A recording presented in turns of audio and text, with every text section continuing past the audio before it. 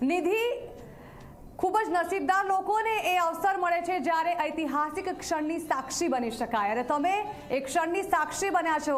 સરયુ નદીના કિનારે લાખો દીવડાઓ પ્રગટાવવામાં આવ્યા છે। જાણવા માંગીશું કેવો માહોલ છે ત્યાં?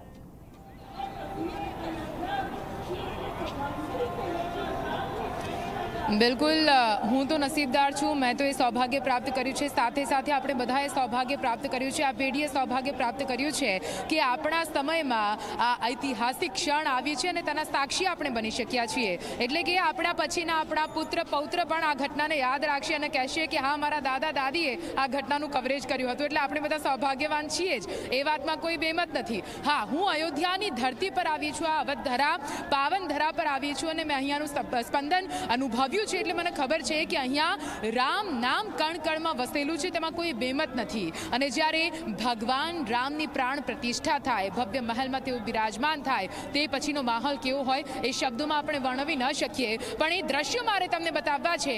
અયોધ્યાવાસીઓ જે બહારથી પણ આવ્યા છે તે તમામ લોકોની ખુશી મારે બતાવી છે। અહીંયા તમે પાછળ સરયુ નદીનો રામકી પેઢી ઘાટ આપ જોઈ રહ્યા છો।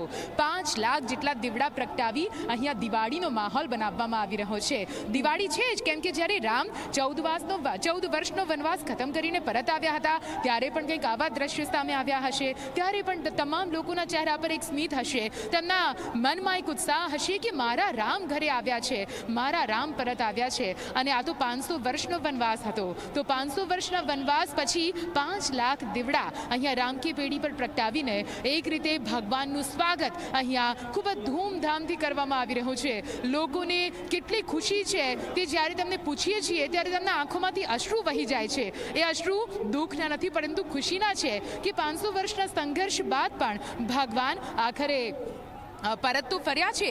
ભગવાનને આપણે રાજઠાઠ સાથે તેમના મહેલમાં બિરાજમાન તો કરાવ્યા છે, અને એટલા માટે જ તુલસીદાસે પણ કહ્યું છે કે રામ નામ મની દીપ ધરું જીહ દેહરી દ્વાર, તુલસી ભીતર બાહોરી જો ચાસી ઉજિયાર।